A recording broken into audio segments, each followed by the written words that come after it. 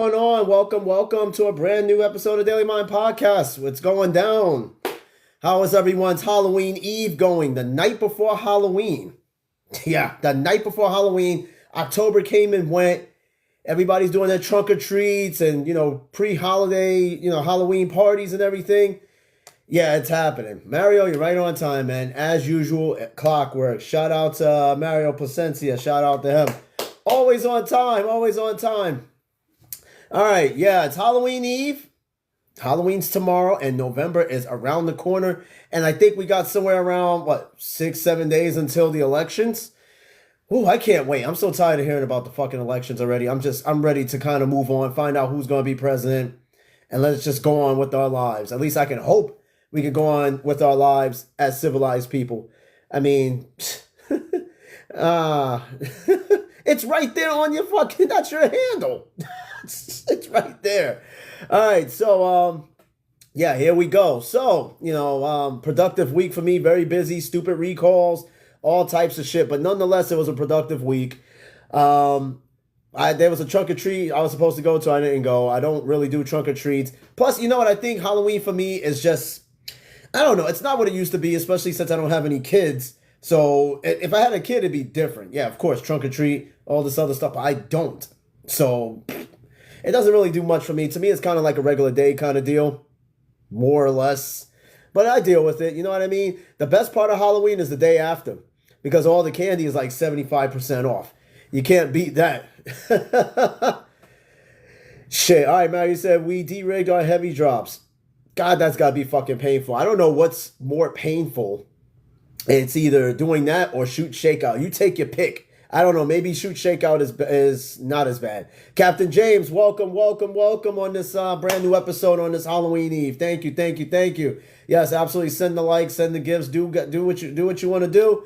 I got a good episode for you guys tonight. I was trying to decide what to do. I was going to do a pre-Halloween episode, and I was like, I don't know. I tried to think of what was the best and worst horror movies, best and worst horror characters. It's kind of hard. Like, I did a Halloween episode I did some about the candy, the costumes last year, offensive costumes. It's kind of hard only because I'm not a big Halloween fan. But tomorrow will be an episode, and I will have a topic tied up. But I've been waiting for this one. Now, big thing right now, Call of Duty Black Ops 6. Yes. Quavo, thanks for joining. Thanks for the rose, man. I feel like a pretty little girl. Thank you. Nah, pause. All right, so Call of Duty Black Ops 6, all right? Call of Duty is an annual release. Activision, although they scale back and say, oh no, we'll release a Call of Duty every 2 years. That's a lie. Mario said people in North Carolina were mandated to take down their hanging decorations. Oh, come on, that's sad. Like, come on, we can't have Halloween no more. Like, we got to take down hanging decorations because people are offended or scared. You know what? That's going to be tomorrow's episode. I swear to God, you kind of gave me an idea. I think tomorrow is going to be an episode about offensive Halloween decorations or whatever, because it's crazy. It's crazy.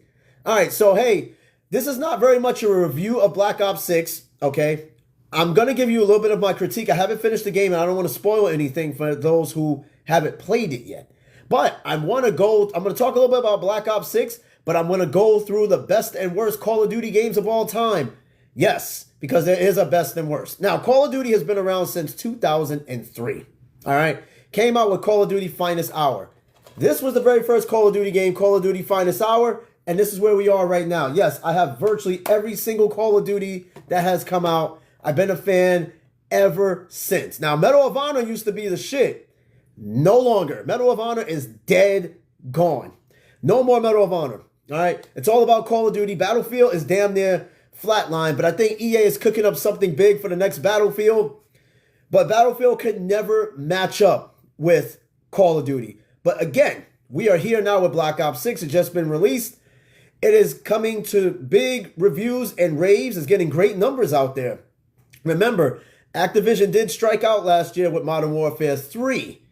The controversy with Modern Warfare 3 was that originally Modern Warfare 3 was supposed to be a DLC for Modern Warfare 2. So when they rebooted the Modern Warfare series, they were off to a good start.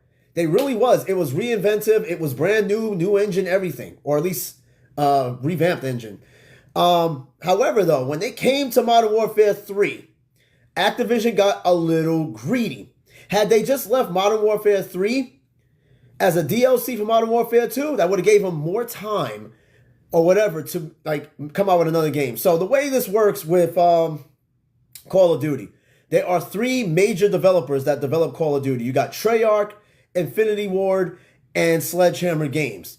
These three companies do a leapfrog. So there's a development cycle for Call of Duty every 2 years with each company. Treyarch, for example, would take 2 years to make their game. Sledgehammer would take 2 years to make their game. It comes out and they kind of leapfrog. Like Call of Duty has been under a lot of controversies with not just the game, but development. There are tons of developers on Call of Duty, not just those three. You have the smaller ones that do the Warzone and they develop the multiplayer. You got High Moon, Activision Shanghai. You got a lot of fucking developers. In fact, I'm gonna look in the back of this Call of Duty case, and these are all the developers that is on the back of this case. You got Raven, Beanox, High Moon, Sledgehammer, Treyarch, Infinity Ward. All those three major companies made this game. What makes Black Ops 6 so unique compared to many of the Call of Duties, it took 4 years to develop this particular Black Ops game. Normally it takes 2. This is coming off of, this is Treyarch's turn. This is coming off of Cold War. So Cold War, this is kind of like a direct sequel continuation. Cold War was in the 80s. Black Ops 6 is in the 90s after the Cold War and what would have been the fall of Saddam Hussein. Nonetheless, though, they took 4 years to develop this. And what makes this Black Ops so much better is Omni Movement. So Omni Movement has taken the laws of physics and tried to replicate actual twisting movements, kind of like what you see in like John Wick movies and other action films. And it works. It's not overly done. A lot of people were really worried about the Omni Movement because they thought like it was going to be a really big cheating element. And nah, Gabe, I didn't go to the trunk or treat tonight. I just didn't. It wasn't mandatory. They didn't make me go. I was just like, fuck it, nah, I'm good. I'm going to play some COD. But no. So Omni Movement is not overly done. The game feels fresh. The storyline, I have not finished. I'm not spoiling it. What I liked about the first mission was that it was so fucking detailed. Now, you guys, at least some of you, are not old enough to remember the Gulf War. In the Gulf War, Saddam Hussein burnt up and lit up all the oil wells. So all the oil wells were on fire, burning millions of gallons of oil for months. When you play through that first mission, you could see bits and little bits of oil go into your character's eyes. Those little black dots you see in the first mission is not a glitch. That's little bits of oil going into your eyes because for months, as the oil wells was burning, it was raining oil all over the place. So that to me just blew my mind. It absolutely blew my mind, the level of detail that Treyarch has went through to make this game. They were not fucking around. They're like, all right, man, listen. We're coming out with this shit. Yeah, oil money, basically. Now, Saddam burnt all those oil wells, though. But it was a way to kind of stick it to Kuwait. It's a long story. Look up the Gulf War. That's one thing I like about Black Ops is that it follows more of the historic. It takes actual historic events that has happened and it incorporates it to the game. Just to see Saddam Hussein in this game is crazy in itself. I would have never thought that I'd see Saddam Hussein in the fucking game. But then again, I mean, you see Adolf Hitler in the older Call of Duties. So yeah, but seeing Saddam is crazy in itself. But I'm not going to do a full review on Black Ops yet, but I can tell you right now, based on first impressions, the game is dope. And a lot of people are like, oh, it's just another Call of Duty. Quintessentially, it is another Call of Duty game, but it's not like Modern Warfare 3. It definitely leaves Modern Warfare 3 in the dust. I don't even think I'm going to finish the multiplayer of Modern Warfare 3. Like I said, it's the first Modern Warfare I did not finish the campaign. I don't know. It was a mission that I was on, and I just got bored of it. I just stopped playing it. But then I proceeded just to play the multiplayer. That was it. I just stopped playing the campaign. And I'm a big campaign person. Before I even play multiplayer, I would play the campaign first. But to not get left behind, I just kind of flip-flop. So we're going to go through one of the best and worst Call of Duties, starting from the very first one. Now, this Call of Duty Finest Hour, yo, it has the manual inside. I remember I bought this shit for $5. $5. It still has the fucking manual inside for the PlayStation 2. And it even advertised Tony Hawk's Underground 2 in the back. I kid you not.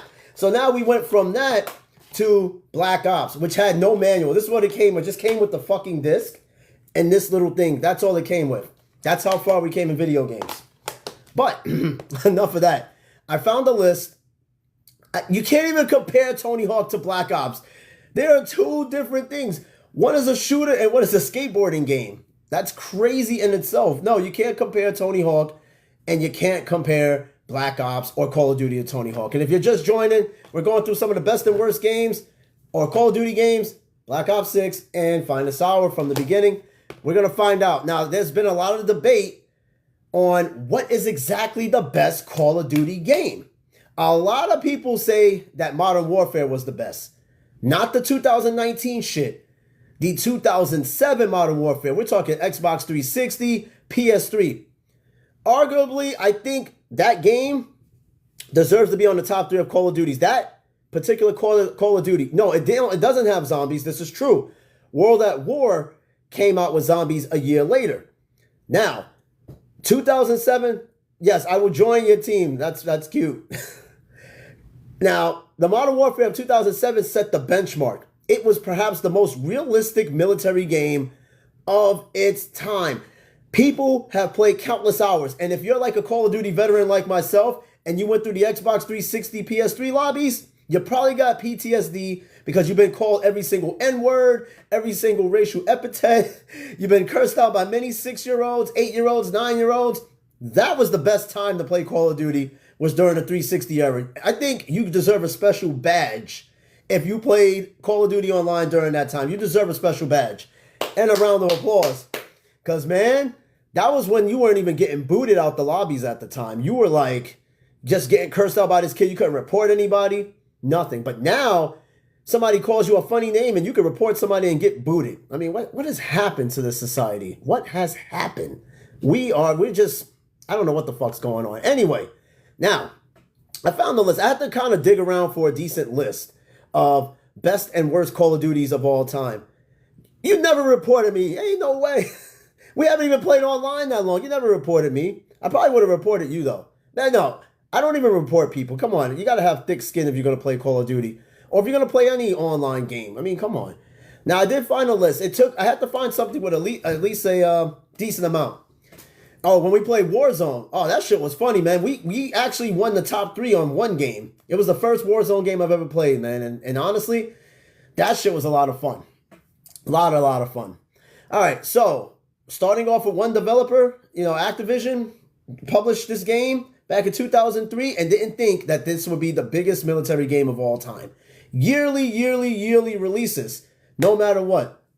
And it's still selling. And you know what's funny, before I go into this list, is that so many dudes complain, another Call of Duty game, but they still go out there and play it because they don't want to be FOMO, which is the fear of missing out. I tell you, I don't give a fuck. I'm buying every single Call of Duty game that comes out because that's just my thing, especially Black Ops, because I'm a big history buff, and that's exactly what Black Ops kind of tend to touch up on. All right, now you said, has the price ever changed on each game from the beginning? Yes. At the time, the PS2's Call of Duties was coming out, PS2, GameCube, Xbox, they were around $49.99 at the time. So with every generation, they went up a little bit. Once the PS3, Xbox 360, they went up to $59. Now with the PS4 and 5, $60 now, $60, $70. And again, that goes with every generation. The development cost for each game goes up more and more. It costs more money. Oh, speaking of money, hell yeah. I ain't taking off my shirt though, chill out. So every generation, development cost goes up. But you know what's crazy though? Inflation too. I mean, higher wages, developers got to have higher wages, more tech going into the video games, more development time or slightly less development time. But what's crazy was a lot of people tend to forget that a Nintendo 64 game used to cost $75. I kid you not. Yes, Nintendo 64 cartridge games cost more than the PS1 game. And that's because cartridges cost more to develop on, even though CD games like on the PS1 had better quality. Yeah, we forget. Nintendo 64 games used to cost a mortgage back in the day. Yeah, taxing on Zelda. In fact, go right now online. If you try to find Super Mario 64. Oh, thanks, Quavo, for the finger heart. That sounds kind of crazy, but thank you. Thank you.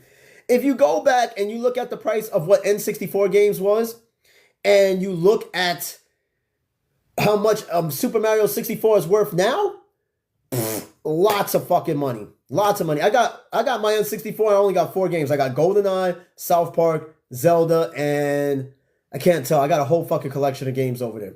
Nonetheless, I digress. So, hey, Call of Duty games rank what's the best of Call of Duty of all time. Many lists that I have seen arguably gave this one game the number 1 spot. You kind of already know. I kind of already said it in the beginning of the episode. However, though, I'm going to read down the list. It's 20 on this list. That's how many fucking Call of Duty games we got. Some of these you may have never played. In fact, I'll tell you one you never played. It came out on the Vita. The PS Vita had one Call of Duty game, and it was called Call of Duty Black Ops Declassified. I had the game, and somehow I lost the game. But it was a very short game. It was only like 2 hours in the campaign, but it was the only Call of Duty game to come out for the Vita, and it's extremely hard to find. Well, it's not that hard to find. You probably could find it if you look. All right. So this list was dropped by NME.com, and it ranks 19 of Activision's Call of Duty games from the worst to the best. So when I start, no, PS Vita, I don't think any Call of Duty came out on the PSP. Not that I'm tracking. No. In fact, no, I don't think there's ever been a Call of Duty that came out on the PSP, but the PS Vita and the Nintendo DS had Call of Duty games. All right, now I'm going to start off with the list. This came out last year, this list, and I'm going to give you a critique on this as well. And it starts off from what they consider somewhat the worst down to the best. Number 20, Call of Duty 3. All right, Call of Duty 3. I've played Call of Duty 3 on both the Wii and the PS3. Now, this was the start of the HD era of console gaming. We're talking PS3, Xbox 360 era.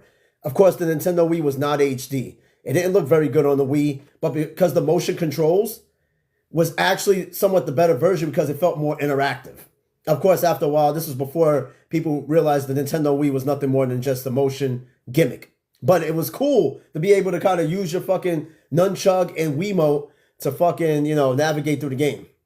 But I remember this. This was actually a good-looking game for its time. And it wasn't really the first one to have online because Call of Duty Finest Hour came out in like 2003. Actually had online play. A lot of people didn't know that shit though. But that was when there was no Wi-Fi and broadband wasn't exactly... You had to wait for like somebody to get off the phone just to play it kind of deal. Anyway, Call of Duty 3, 2006. Console only, this game was. Call of Duty 3 was a mess of ideas that was hugely overshadowed by what came next. Modern Warfare featured class-based multiplayer, vehicles, and even score streaks. It was a very mid-2000s Xbox 360 shooter that didn't really compete with Battlefield and Tom Clancy's Rainbow Six. The campaigns had its moments, particularly by forcing you into hand-to-hand combat sequences. Now, I think that was like the best parts of the Wii version, was the hand-to-hand combat, because you had to use the Wiimote and the nunchuck to kind of fight the enemy off, versus on the PS3, you had to just kind of press the button to fight them off. Rainbow Six Mario has been around since the Nintendo 64. In fact, Rainbow Six appeared, I think, on the first console was on Nintendo 64. We're talking 1998, 1999. Rainbow Six. That's how long that shit's been out. All right, so it also says it forces you into hand-to-hand combat sequences that felt cinematic for the time, and you can see players use the 6-axis motion, which was like a very gimmicky PS3 controller with 6-axis motion that was supposed to compete with the Nintendo Wii, but it fell flat. Call of Duty was developed in just 8 months and was no doubt hurt for being wedged between Call of Duty 2 and Call of Duty Modern Warfare, but has some nice ideas.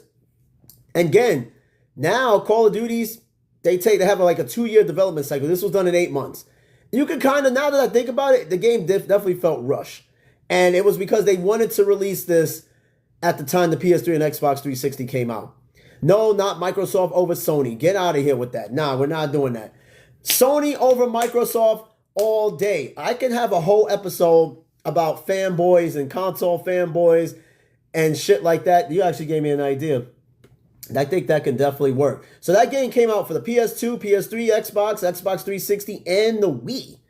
So, them making this game in 8 months is probably, because of all these fucking consoles the shit came out on. Number 19, Call of Duty Black Ops 4.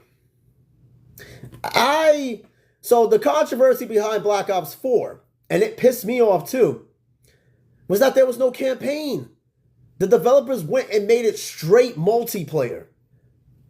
With no campaign whatsoever. It says, despite Black Ops being one of the most beloved single-player Call of Duty campaigns, Call of Duty Black Ops 4 ditched the single-player campaign and its 70s setting to go for a near-future multiplayer shooter that frankly sucked. I spit the side of my mouth. Damn. I don't think I've spent a lot of time on this Black Ops 4. No, it did kind of suck. It definitely belonged on the top of that list as mid to like the best. I don't even remember much of Black Ops 4, to be honest with you. And that's what pissed me off. But me being a loyal Call of Duty fan, I still bought it.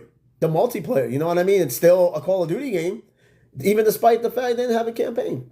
It says the story was delivered instead in the game's multiplayer, although you would be forgiven for missing it as you ran around at 500 miles an hour, desperately trying to avoid getting killed by all new specialists and their ridiculous signature weapons. It's most noticeable for Blackout. This, people, if you don't know Call of Duty, this is where the Battle Royale first started. This was Activision's first foray into what you guys know as Warzone. Warzone started off as Blackout. Again, they were going in the direction of Fortnite and other Battle Royale games, and they figured, you know what? Why don't we come up with our own sort of Fortnite game? Blackout is the precursor to fucking what you see today, Warzone. And it worked. It was a gamble. A lot of people are like, oh, they're trying to be too much like Fortnite. But it fucking worked, though. Because now everybody's playing Warzone.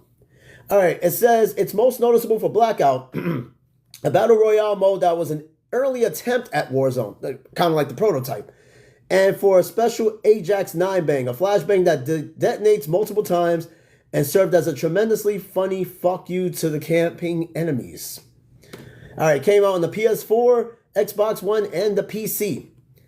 Now, this next Call of Duty I consider to be the worst. I don't know. This Call of Duty here is just, it's not memorable. However, though, people indeed like this Call of Duty. I wasn't really a big fan. Call of Duty Ghost for the PS3 and the Xbox 360. I finished the campaign, believe it or not. I just wasn't a fan. It was just, the story didn't really captivate me. But of course, in the spirit of Call of Duty, I finished the story. But it just wasn't, it didn't really do it for me. All right, so Call of Duty Ghosts came out in 2013. All right, it says it starts off with the United States is no longer a superpower. That is horrifying world portrayed in Call of Duty Ghosts.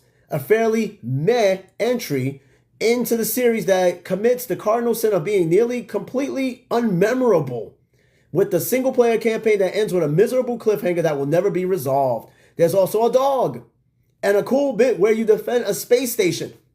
That was perhaps, I think, the best mission. You were like on the International Space Station type shit, and the coolest thing was that you were floating, and then when you shoot your enemies, they're sitting there floating. There's particles fucking floating everywhere. That was like perhaps the coolest part of the mission. When I saw previews of that, that made me want to get the game. Because, I mean, who doesn't like shooting in space? So that was like what I remember. And I did engage in the multiplayer, but it was like, It said the multiplayer is fairly underwhelming, but a load of stuff has been done on the technical side. This was the first game to have sliding, leaning, and animations for when you're clambering around the environment. So this was the first Call of Duty that you could actually slide across the whole fucking stage. That is until they started having Call of Duty where you could run on walls. Those games are fucking annoying. Don't, like, what was it, Black Ops 3? Black Ops 3, Black Ops 4, where you had jetpacks. Oh, and Infinite Warfare, when you had jetpacks and you were able to run on the walls, that shit's fucking annoying. I am so glad we have moved on from that era of Call of Duty. The running on the wall shit just, it blew my mind. I didn't want to fucking deal with it. But I dealt with it because I played it. You know what I mean? Oh man, it also had a very fast time to kill and bigger maps than before, hinting at a Call of Duty that was trying to reinvent itself. It did, but you know what? It wasn't memorable. And it also says here that sadly, Ghost failed to hit the mark as the first indicator that Call of Duty series was folding under its own weight, which led to serious changes to how the games were developed. This was the game that what I think would have ended Call of Duty. It just did not hit the mark. Although if you look at the trailer where it shows every warrior from human history with the mask, I thought that was the coolest shit. But this here, it almost literally ended Call of Duty. It just did not hit it. And I don't even remember what the fucking story was like. I only remember the space station mission. That I remember because it was the coolest part of the game. And that game dropped on the PS3, PS4, 360, Xbox One, and the PC. Next one. The OG of Call of Duties is number 17. Call of Duty, Finest Hour, the very first Call of Duty game. Number 17 on the list. Nobody ever thought that this would be the game to end Medal of Honor. Because before this game came out, Medal of Honor was the top World War II game. If you ever had Medal of Honor Frontline, when it came out in 2002, the opening scene of Normandy and Omaha Beach, the graphics sucked today. But back then, seeing that blew my mind on the PS2 and GameCube. It was cinematic for its time. Now we look back at it, it looks like shit. It says, sorry, but it's true. Call of Duty's very first entry had a real promise, but it's nowhere near the Call of Duty that you recognize today. Playing like a very basic World War II themed Quake game, which it is basically being built on the same engine. Yes, believe it or not, Call of Duty started as a game that ran on the Quake engine, which is why it played like the game Quake. It said, still hard not to appreciate how early the team at Infinity Ward locked in core components of Call of Duty. There are different viewpoints, celebrity voices, and a push towards realism by adding iron sights. Whatchamacallit already did that.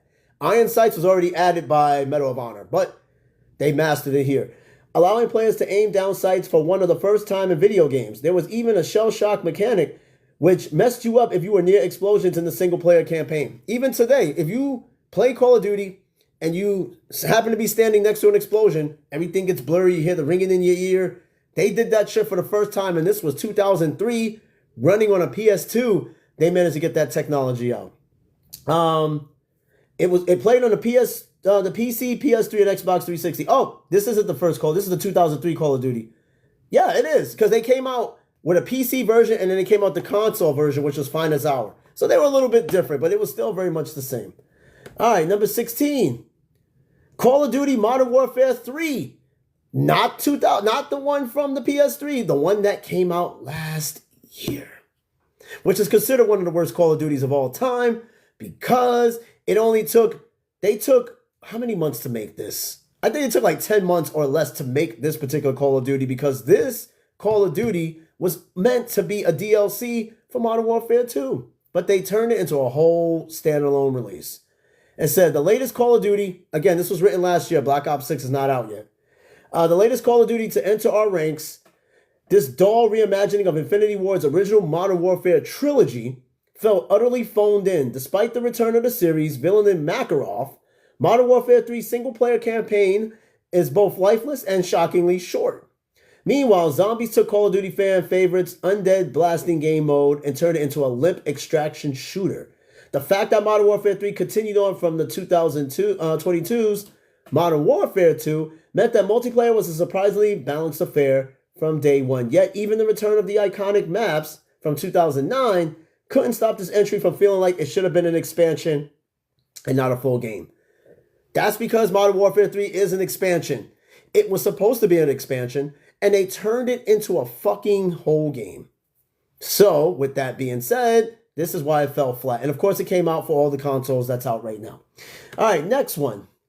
Call of Duty Black Ops 3. Again, thank you. Keep sending the hearts and the gifts. I'm trying to make this work. We got to get more listeners on here. We got to get more viewers as well. I'm working on it, though. I'm working on it. Number 15, Call of Duty Black Ops 3. Again, this is where we started running on the walls and shit. It just pissed me off. This is a leap into the future. A mind-bending story and stellar voice cast are huge wins for an otherwise forgettable Call of Duty entry. The addition of cybernetics, robot combatants, and even a cybercore abilities layer in a lot of systems to the single and multiplayer aspects of the game. But it often feels like there's just too much going on and so little freedom. This is true. All right. The multiplayer adds in unique operators, but is bland and disinteresting. If you haven't played this already, you haven't missed much. Well, that's true. Yeah, I mean, like I said, it's a forgettable Call of Duty. Black Ops 3 is forgettable. Absolutely forgettable. Came out for the PS3, PS4, 360, and Xbox One. Moving right along, ain't much to tell about that. Wasn't exactly my favorite Black Ops 2. I can tell you right off the bat, I think personally my favorite Black Ops game of all time, and people didn't like this game at first, is the first Black Ops. A lot of people will hate me for saying that because a lot of people think that the Black Ops 2 is the best Call of Duty. As far as Black Ops. We'll see. Number 14, Call of Duty Modern Warfare 3. The 2011 version. This is the last of the trilogy of the OG Modern Warfare before they did the fucking reboot.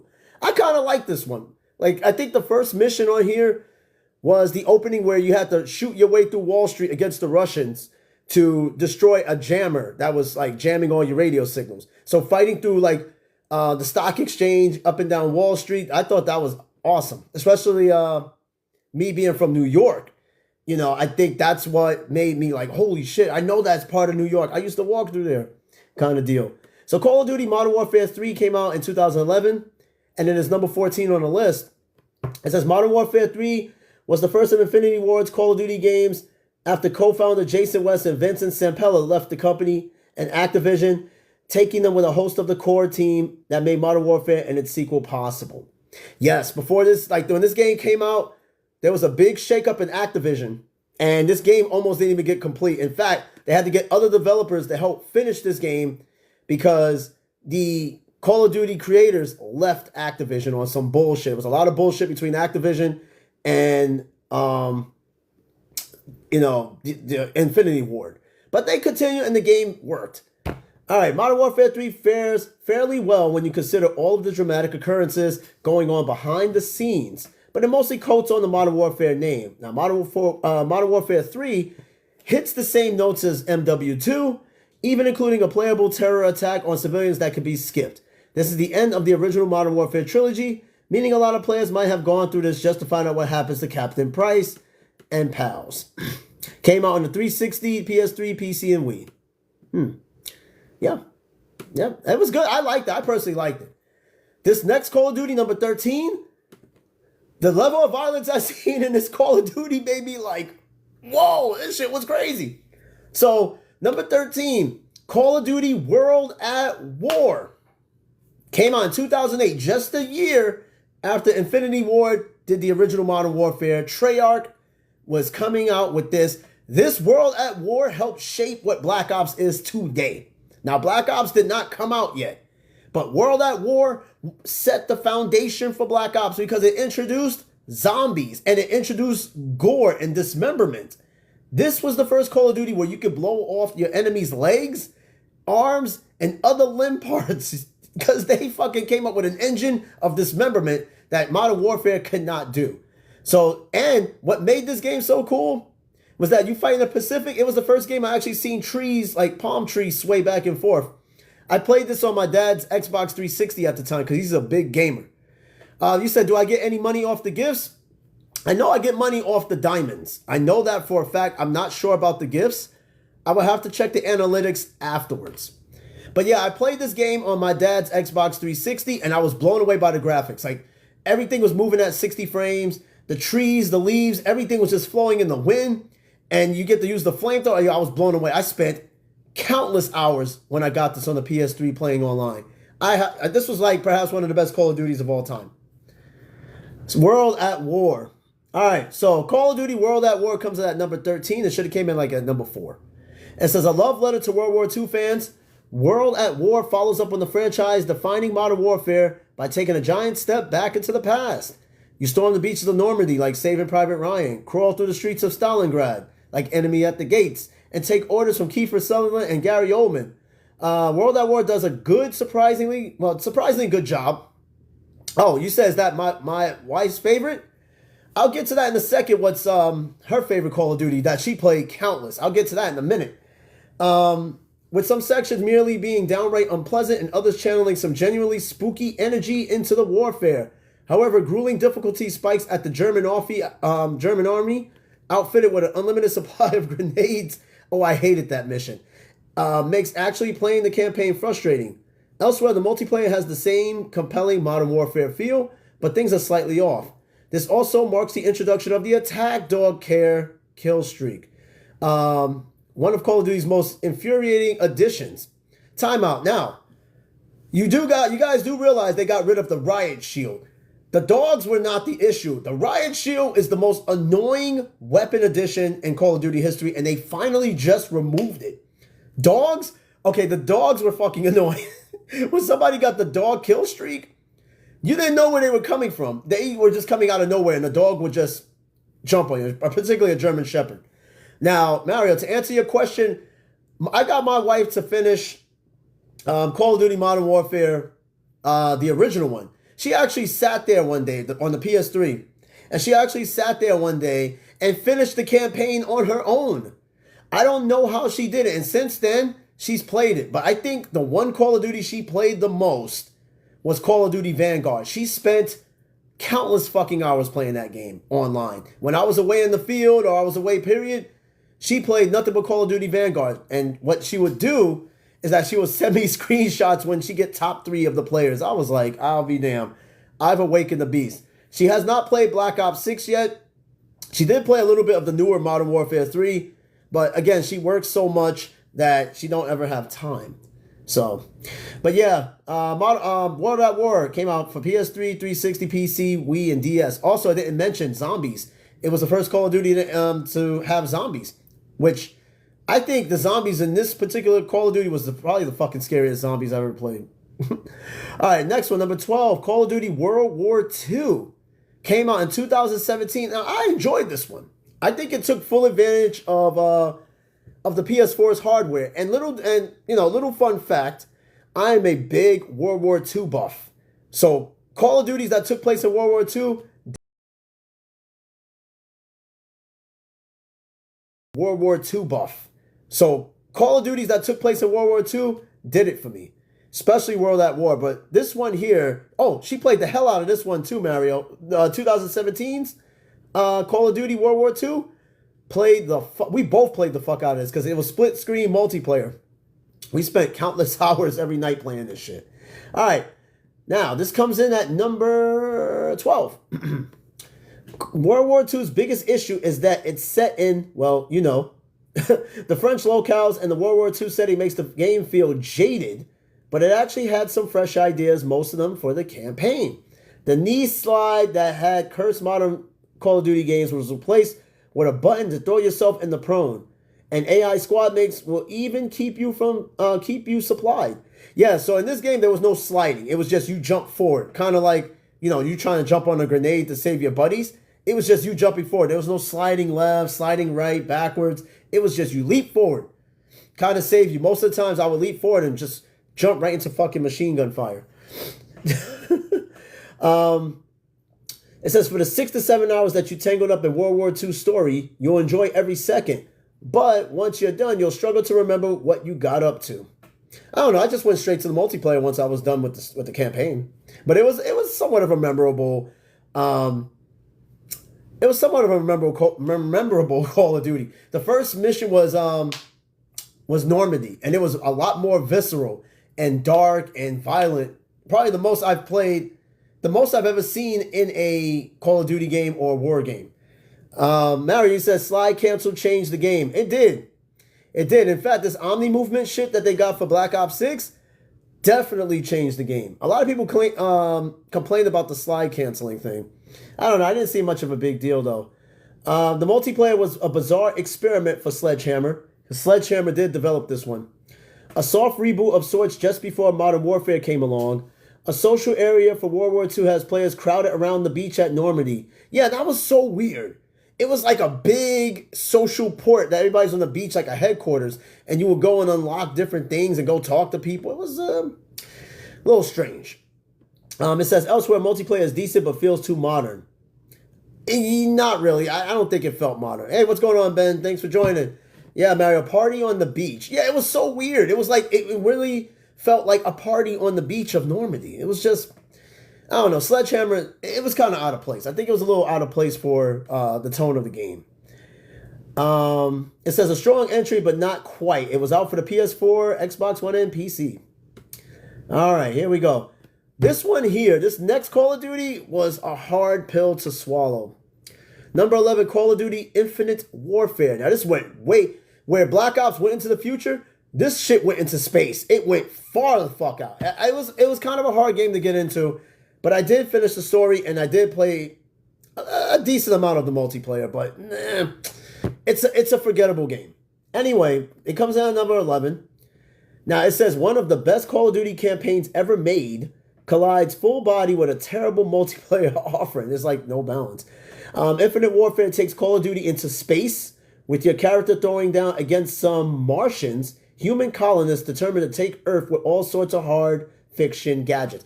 When you think Call of Duty doesn't go far, I'm surprised they didn't come out with like Call of Duty Civil War or Call of Duty World War One. Battlefield went to World War One. Call of Duty has yet to do that. However, though, the rumor is that the next Call of Duty coming out next year is a sequel, basically the Black Ops 2. It goes back to the year 2025. We'll see. There's more to follow. There are so many highlights. The freedom to tackle the campaign in your own way. The fact that you have a combat robot program to spew one-liners to help ingratiate himself with the team. And even Kit Harington taking a genuinely chill turn as Admiral Koch. Did I mention the zero-gravity firefights? Yeah, it was all over the place. You were floating, you were shooting, you were running on walls. It was just bizarre. But it's definitely not one of my favorite Call of Duties at all. Hold on, let me scroll down. This shit's giving me an issue. The multiplayer, however, is terrible. Everyone moves too fast, but combat inversely feels too slow. It felt like that. It felt like while everybody's sitting there floating around shooting, it felt like it took forever to kind of move your weapon around and try to get them to stop. But I guess if you go into the settings, you can kind of adjust it, especially on the PC. You probably can adjust like some of the movements and shit, but yeah, it felt like that. Even now, the campaign is worth your time. We don't get enough hard sci-fi shooters, and Infinite Warfare shows how much of a shame that is. Again, Call of Duty went from World War II to space. The possibilities are endless. There's so many stories to tell, especially in the Black Ops realm. In human history, we had a lot of Black Operation Clandestine things happening that we don't know about, and somehow Call of Duty is just magically throwing it in there. Like, I don't know, Black Ops 6. The Gulf War only lasted about a few months, so it's kind of like, how much can you squeeze out of it? But we don't know too much about what happened behind the scenes, and that's, I guess, they kind of just want to put that together for us. But yeah, this one came out for the PS4, Xbox One, and PC. Now, this next one, Call of Duty Advanced Warfare. Now, I know you people are like, what the fuck are these games? These games exist. These are the games where you can run on walls and shit. Call of Duty Advanced Warfare. This was, I think, the first one to come out for the PS4. All right, Mario, you said Call of Duty is your favorite game. I think Call of Duty will be anybody's favorite game. Just don't get the Diddy edition.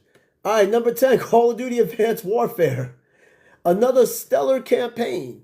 Advanced Warfare feels like you're playing the best action movie you could think of. It even had Kevin Spacey in it. That's what made it feel more like a movie, but then he got in some trouble with Hollywood. In one segment, you're executing a high-stakes raid on Camp David to rescue the president. In another, you're bounding down the Golden Gate Bridge, bounding over trucks to take out clusters of enemies. The kineticism at the heart of Advanced Warfare is a large part of its charm and often feels more of a Titanfall sequel. It's a Call of Duty that actually says something. 2, a condemnation of private military companies and the influences that they can wield. Although sadly that has been eroded by the fact that leading Advanced Warfare's military company is a disgraced Kevin Spacey. Look up Kevin Spacey. He's an A-list actor. But shortly after this game came out, he got accused of doing some weird things with kids. I don't know if he's been acquitted of it or whatever the case is. However, look him up because he definitely got in trouble for it. But he is the main antagonist of this game, whose heel turn later in the story is now overshadowed by his acts in the real world. Again, it doesn't mention it. I kind of gave you a hint. Go look it up. All right. Number 9. I actually enjoyed this next Call of Duty. Call of Duty Vanguard. Me and my wife played the fuck out of this game. It came out in 2021, and it is another. Um, yes, Mario, he actually is. He's definitely. So you know a little bit about Kevin Spacey. So now you know. Vanguard. I think it was developed by Sledgehammer, and this game is a World War II game. But this game caught a lot of flack. What we call today DEI was kind of like this, where they added unrealistic characters in situations that if you went back in time during those periods of World War II, this wouldn't have existed. You know, female characters, black characters in places that, well, there wasn't really black soldiers in. And people were just like, oh, that's when people started really using the word woke. And they were like, oh, no, this game is too woke. It's too woke. Now it's not about woke. It's about DEI. So Call of Duty Vanguard 2021, I personally like this game. I played the hell out of this game. It says Vanguard hits a lot of the same notes as the other recent World War II Call of Duty games, but gets a higher position due to its inclusion of the gunsmith customization system and a fairly robust destruction mechanic that allows players in campaign and multiplayer to absolutely shred the world around them. Hey, what's up, Pabs? Yo, yeah, thanks for joining, man. Tonight's episode is about the best and worst Call of Duty games of all time. Thanks for joining. Yes, this was the first game where you could actually customize your weapon in so many ways more than one. Before, you got a weapon and you could throw a few things on it, and then they were like, oh, let's just do a lot more shit. Hey, Pabs, thanks for the ice cream, man. Appreciate it. I could use it. It's pretty hot in my fucking house right now. I think the air should be on. Yeah, it's on, and it just feels hot over here. All right, appreciate it. But yeah, it says you join the world's first special forces team, a force made up of Nazi punchers. That's a name, but Nazi punchers from different nations. Now, sadly, you join them during the ultimate mission, so most of their tale plays out through origin stories and flashbacks set long past the point of frustration. However, the performances are good and you get to do a lot of fun set pieces. It's just a shame the campaign doesn't really spend a lot of time exploring how this team works together and instead has characters bubbling over the death of friends. The multiplayer is good, abate with the same problem as World War II, using modern customization options with an era inappropriate options, giving players the option to create some truly cursed guns. Oh my god. The weapon customization in this game was just so unrealistic. The guns almost started to look like what we use today.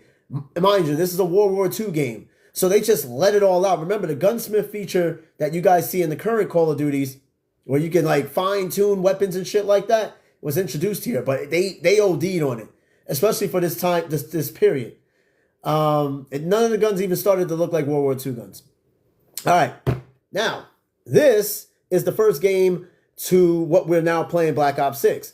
Call of Duty Black Ops Cold War. I was super excited when this game came out because, again, I'm a big historian. The Cold War was during the 80s. I'm a Cold War baby. And just to see some of the backings of the Cold War and seeing, like, President Reagan in this game was just nuts in itself. Hey, Rad, thanks for joining, man. Much appreciated. Have a seat. But number 8, Call of Duty Black Ops Cold War. All right, 48 minutes. Yeah, we're about average time right now. We're about average time. I thought you were 74. No, I ain't 74. I ain't that old. You got motherfuckers already calling me Unk. I'm not even 40 yet. All right, Call of Duty Black Ops Cold War comes in at number 8 on this list. They wrote, I love a spy story, with Raven's first campaign for Call of Duty. Oh shit, this was developed by Raven Software. I told you, they have so many developers at Activision that takes turns making these fucking games. The developer tells a masterful one with a few interesting mechanical quirks. Trying to solve puzzles in an 80s safe house in Berlin is memorable, and shootouts inside locations like a Russian recreation of a small town America are some of the best moments Call of Duty has to offer. The campaign sadly is short and vanishes before it wears out its welcome. This is one of the bigger reasons Cold War doesn't rank higher in the list, and multiplayer lets things down. Multiplayer was okay. I mean, it was alright. I think the ending sucked with this game. It left you on a really crazy cliffhanger. But little did we know at the time, that cliffhanger, right, is where Black Ops 6 begins. Coming directly after 2019's Modern Warfare reinvented the wheel. Call of Duty's multiplayer often feels infuriating and never delivers the same serotonin hit as either version of the Modern Warfare franchises. Fun fact, I have this game on both the PS4 and the PS5. Because at the time, I wanted it for the PS5, A buddy of mine got it for me for the PS4 because PS5s at the time was still pretty scarce. It was harder to get the game, but eventually I got it. So I played it on both platforms. Needless to say, yes, it looks better on the PS5. Number 7. A lot of people consider this Call of Duty as one of the best Black Ops games of all time. Number 7, Call of Duty Black Ops 2 takes place right after Black Ops 1.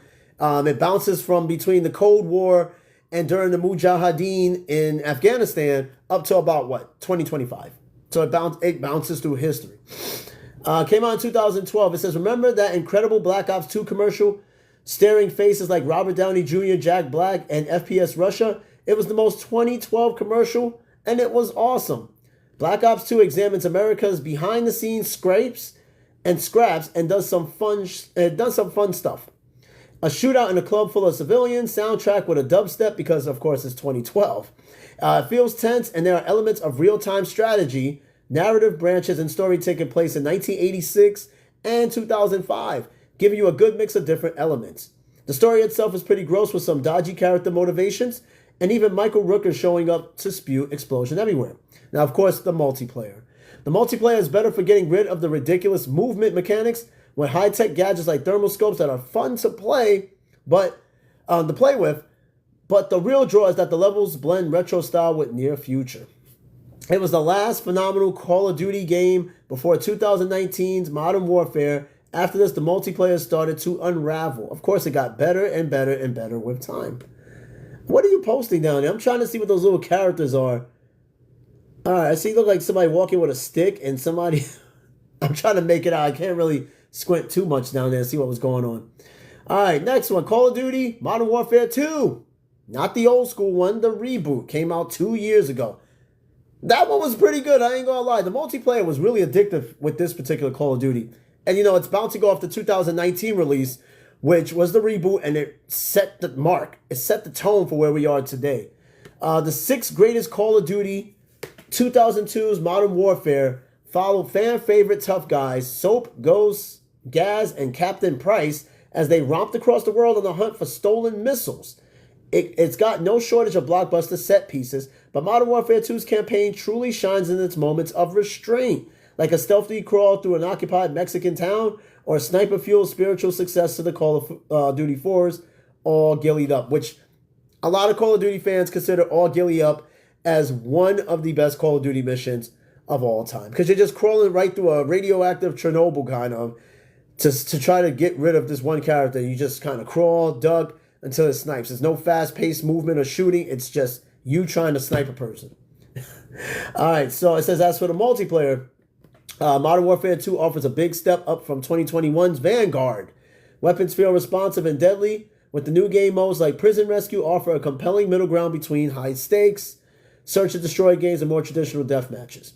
While some disappointing map designs cast a damper on Modern Warfare 2, the rebooted sequel is proof that Infinity Ward remains one of the best FPS developers in the business. Infinity Ward. Shout out to Infinity Ward, because Infinity Ward is the reason why Call of Duty exists. They were the original developer of Call of Duty. They are the ones that started Mr. Vince Zampella.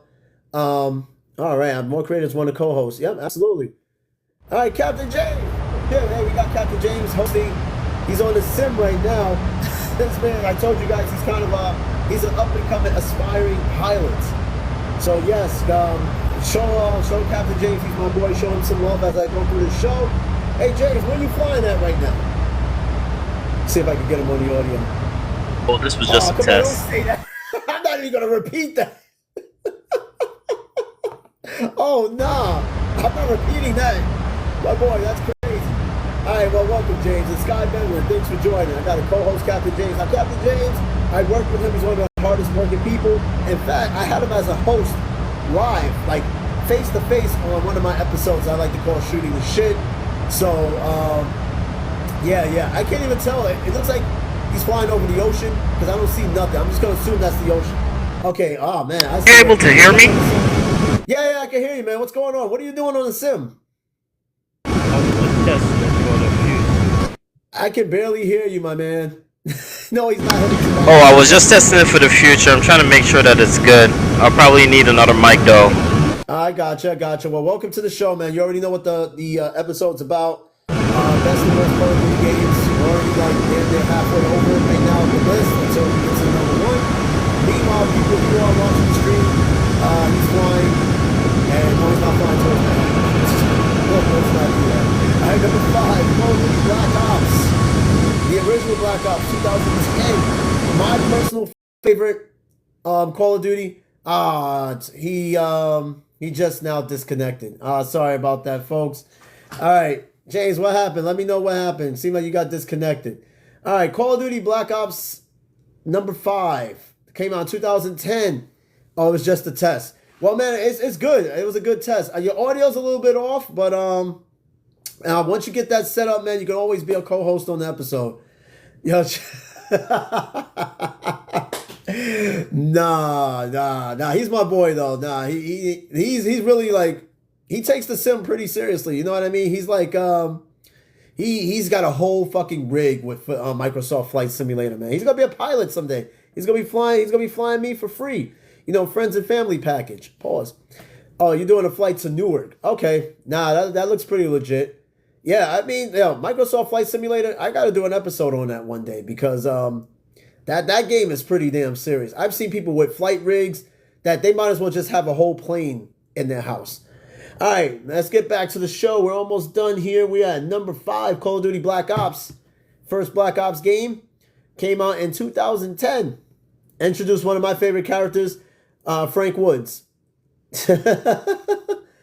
Oh, you know, that's true. They did take him out, but there are people that are getting mods to put it in the game. But I heard people get booted if they put it in the game and they like crash into it. Yeah, so that's probably not a good idea.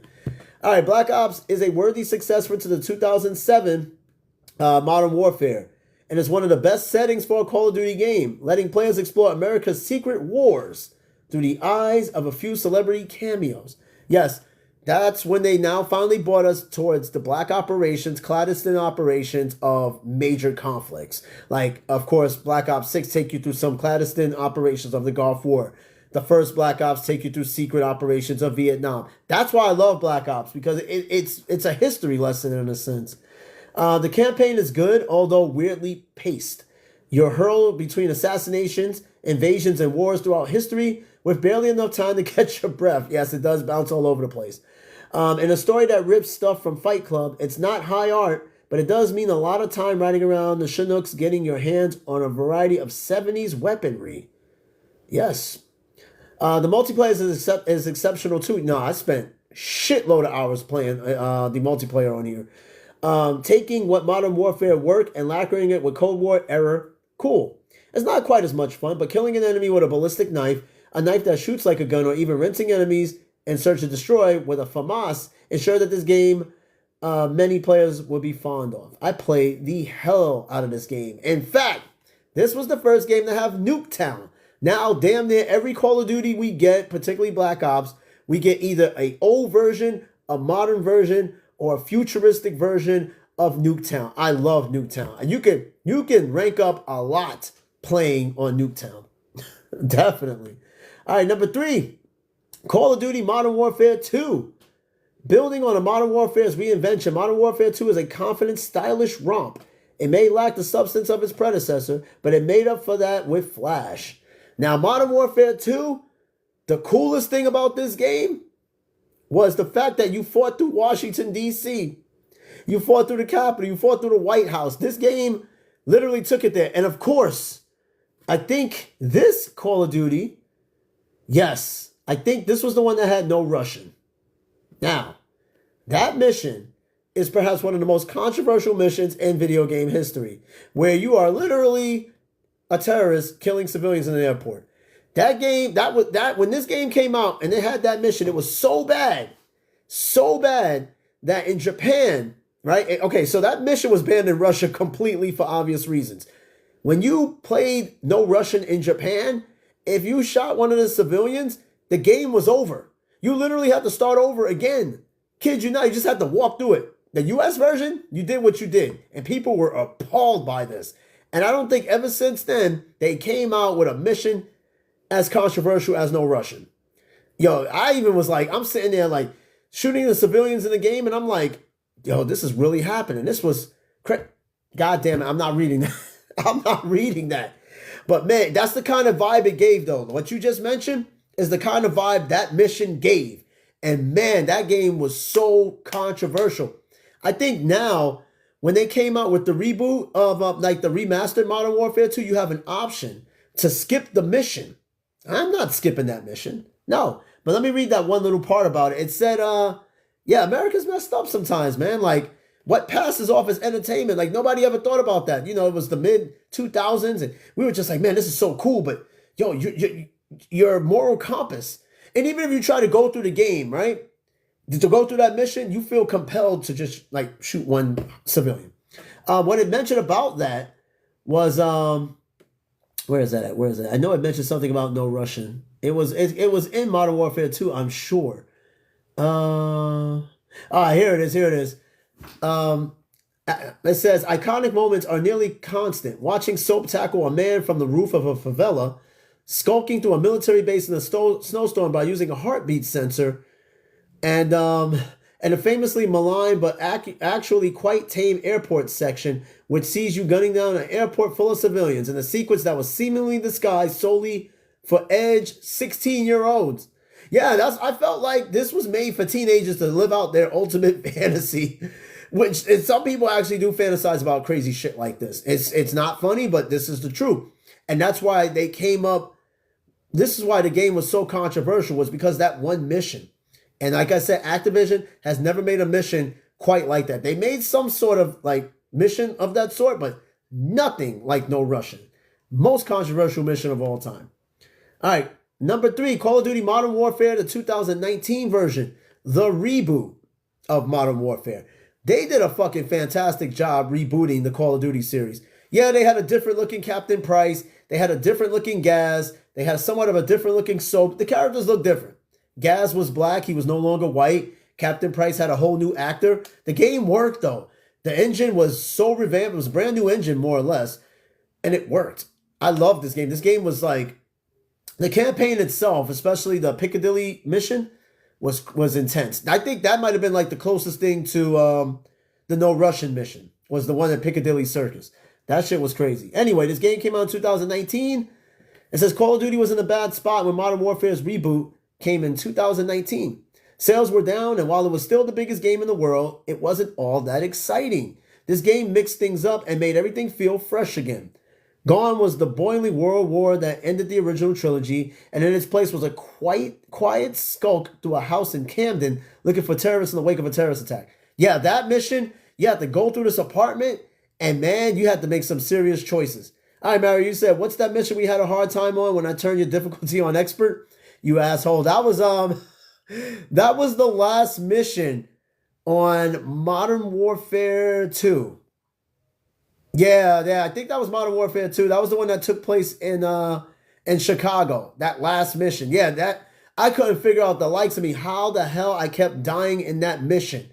And then you sat there and turned up the difficulty. Every time I got shot one time in that mission, I was done. I was like, there's no way. That shit pissed me off. Anyway, yeah, so it said about Modern Warfare, the 2019 version, there's a cracking multiplayer. Gunsmithing makes Modern Warfare's arsenal feel huge and lets you personalize your guns to own your needs. Hold on, gotta slide a little puzzle before they end my live. Give me a second. All right, we're going. All right, firefights around the Star buses in Piccadilly Circus. Oh, yeah. That was one of my favorite maps, is Piccadilly Circus. There was so many buses that you could hide behind and kind of like serpentine through. It was actually pretty cool. All right, Captain James, hit me up with the gifts. Corn. I'm not sure what the corn is or the soccer balls. I'm just glad. Janelle Dixon, thanks for joining. Even if you stick around for just a minute or a second, much appreciated. Hopefully you're having a good night. Modern Warfare's team had an impossible mission to make Call of Duty's cool again and then pulled it off. And luckily they took a gamble with rebooting Call of Duty, because now look where we are. Because like I said, if Call of Duty reboot would have flopped, it would have been bad. And see, they almost fucked it up with Modern Warfare 3's reboot. That was just, like I said, I didn't even finish the campaign. I got bored. And I literally just put the shit down and just played multiplayer. I'm not even joking. I was that bored. I feel bad though. Call of Duty 2. Number 2 on the list came out in 2005. Believe it or not, this was the very first Call of Duty I bought. Call of Duty 2 Big Red 1. This first Call of Duty I found for $5. They were selling it at this game store out here that they were closing down. I racked up on the old Grand Theft Auto 3, Vice City, San Andreas. They had games for $5, and I bought that Call of Duty for $5. But this was the very first Call of Duty I bought, Call of Duty 2. It says Call of Duty 2 campaign is good, fun, but hard to distinguish from Call of Duty's, although the romps through Africa as British Desert Rats feels ahead of its time. Infinity War also does D-Day again, having originally tackled it in Medal of Honor Allied Assault.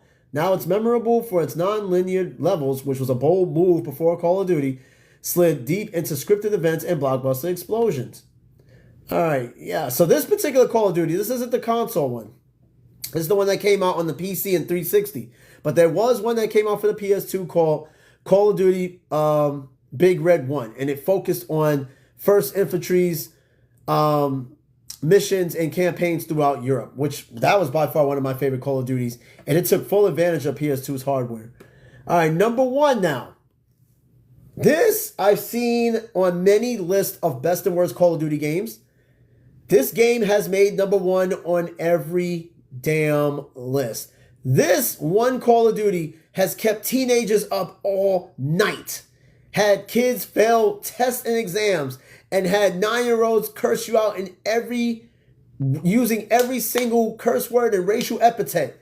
This game is what made Xbox 360, besides Halo, like the number 1 online to play games. And that is Call of Duty Modern Warfare 2007. Let me tell you a little bit about this game. All right, I did get this game for the PS3 at the time. And now, at the time, they didn't have cross-platforming to play, like, you know how we play PlayStation versus Xbox versus PC players. No. To get the full-fledged of being cursed out, you have to play this on the Xbox Live. Absolutely have to play this Call of Duty on Xbox Live. If you played this on there, you guarantee got called the N-word by a 9-year-old. Easy. When you play this on PS3 online, now the PS3, Sony's online was free at the time. You had to pay around this time for Xbox Live. But man, the chats and the voice communication on Xbox was bad with this game. Woo! But I tell you what, I played the hell out of this game online when it came out. Call of Duty Modern Warfare 2007. I have to say, well, again, it deserves a spot on the list. I personally think that World at War should be number 1. But if World at War had to walk, no, this game had to crawl for World at War to walk. Because this game right here, if it wasn't for Modern Warfare, we wouldn't be where we are today. Call of Duty Modern Warfare is number 1 on this list. Came out in 2007 and it introduced us to Captain Price, who is one of the most badass Call of Duty characters of all time. Instantly. All right. Now, it says, admit it. You were expecting this. I think everybody's expecting this. This game has made number 1 on every single Call of Duty list. Much has been made of Modern Warfare for the way it shaped the franchise into what it is today. Now, the praise is well-deserved. Combat in the campaign is pacey and engaging. Not edging. That came out crazy. It's easy to forget how innovative Modern Warfare actually was, too. So many of its innovations are now commonplace, not only in the Call of Duty franchise, but across contemporary shooters in general. The tutorial as an SAS shoot house set as the player passes selection, while the opening level is an assault on a cargo ship. Man, let me tell you, when you played this mission, when you had to engage on a cargo ship, the lighting, the rain, the particle effects felt so cinematic for its time. Even when you play this game now and you play that cargo ship mission, it aged very well. It still looks good. Still looks good. All Gillied Up remains at all-time best first-person shooter level as you sneak around an irradiated Chernobyl, and Aftermath even offers a bleak look at the horror of nuclear attacks. Letting you experience death by nuclear fallout. Yeah, that was scary. You actually die in a nuclear fallout. And just without reading all this other shit, I mean, this was just by far the best Call of Duty. It's well deserved to be on the list because, again, Modern Warfare set the tone for where we are. Every Call of Duty, in a sense, contributed to where we are today with Black Ops 6. All those past Call of Duties where it started from this to this set the benchmark, but you had to crawl before you walk. And all these Call of Duties, whether they were whether they were good, bad, indifferent, help Call of Duty where it is today. Now, where's the future of Call of Duty? Of course, you know they're coming out with a new one next year, without a doubt. They're saying that the next Call of Duty is somewhat based off of Black Ops 2, which was set in 2025. The game came out in 2012. We don't know. I don't know who the fuck is even developing this game because I think Treyarch, everybody had a hand in this one because it took 4 years to make. We don't know. Maybe it took 2 years to make this one, but right now, Black Ops 6 is dope. If you don't have Black Ops 6, I highly recommend you go out and get it if you are a Call of Duty fan or you're one of those people that just like, oh, I don't want it. You know, it's just not a Call of Duty. Even though damn well you're going to play it anyway because you're fear of missing out. I highly recommend it, though. It's good. The whole Omni movement, it's not too taxing on you. There's still some tweaks in the multiplayer. The respawning on certain maps, yeah, it's a bit annoying. But nonetheless, man, it will keep you engaged. And they're adding Nuketown to the Call of Duty this Friday. So you know that shit gonna be packed. It's gonna be crowded. Anyway, I am done here. All right. Yes, that was every single Call of Duty. This is a long time coming, and I know I owe Quavo an actual review on Black Ops 6. I never really did a review of a game. I gave you my first impression. I can tell you right now the game is pretty damn good. However, I never did like a full-fledged review on games. Maybe that might be an idea. I might start giving reviews on brand new games I get or old games or something. Who knows? It might be a segment like News Out of a Hat, or perhaps is there such thing as a stupid question? Who knows? Again, I'm coming up with new ideas every day. So anyway, before I close this show up, I got something new for the show. I'm doing kind of like a long-range calendar deal. I'm working on this as an experiment where I take every week and I decide what days I'm going to do episodes to give you guys a little bit of predictability, right? So there's a calendar behind me. After this, I'm going to make a post on dates that they're going to be shows.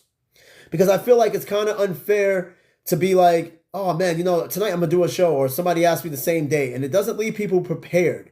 But if I give a little bit of time, like a week out, like, hey, I'm doing a show this day, that day, this day, that day, gives you guys a chance to actually like anticipate the show versus, hey, Eddie, are you doing a show tonight? Or you're not doing a show tonight? Now, when I make the post with dates or just letting you know when the next show is, you know, I'd rather just give you guys a little bit of predictability.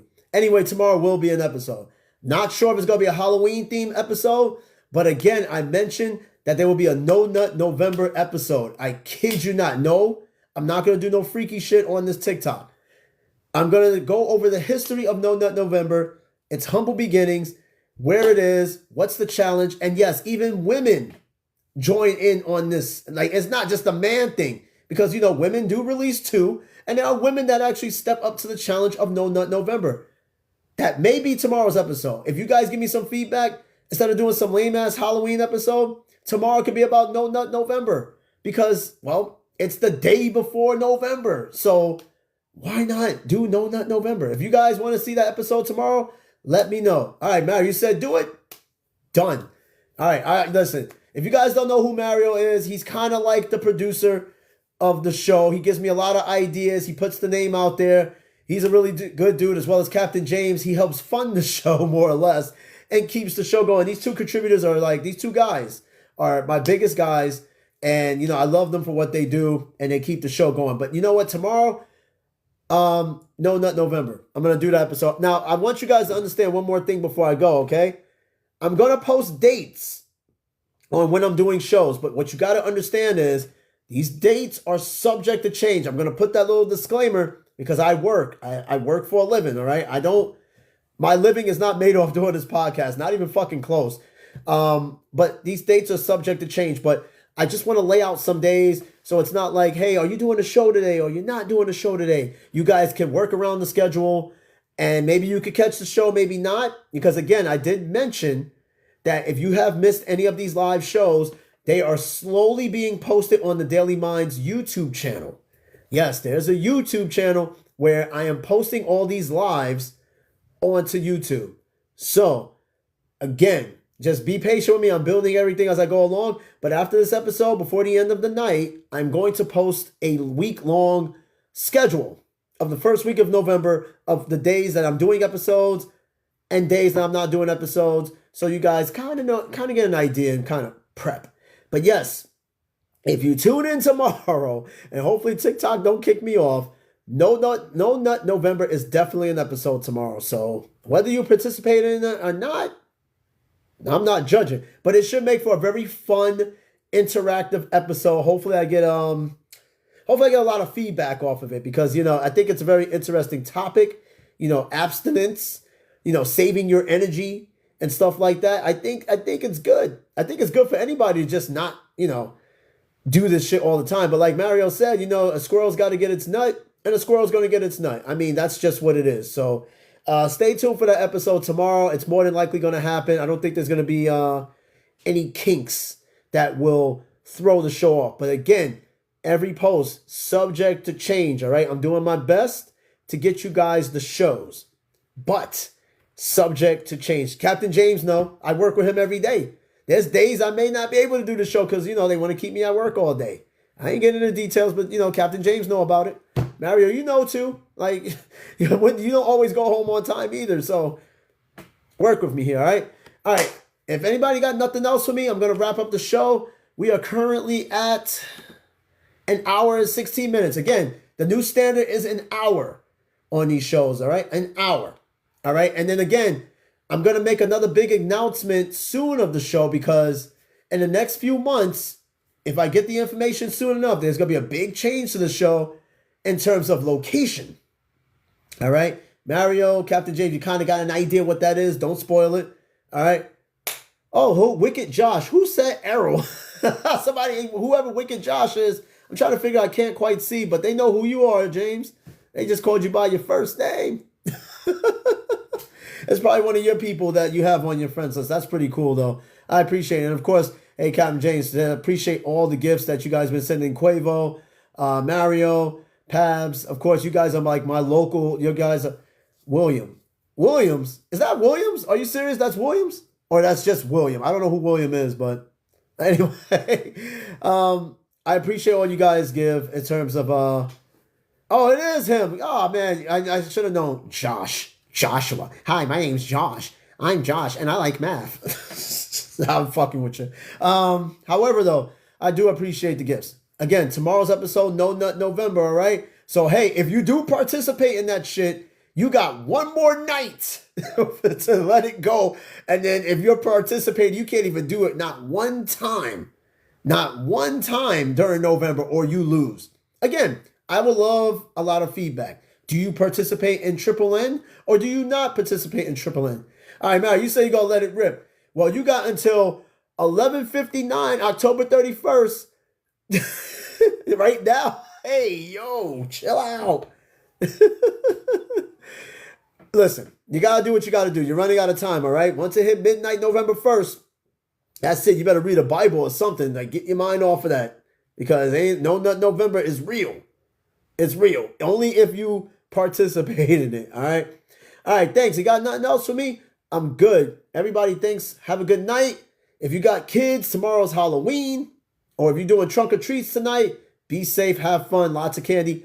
Make sure you check these kids' candies, man, because I already did an episode on some of this shit.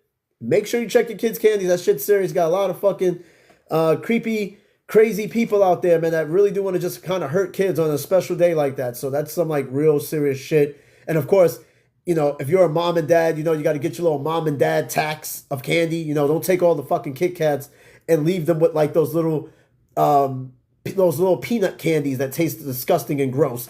Don't take all the kids' chocolate, man. That shit's mean as hell. That's mean as hell. All right. Thank you. Have a good night. We'll do this again tomorrow. Stay tuned. Same time, same place.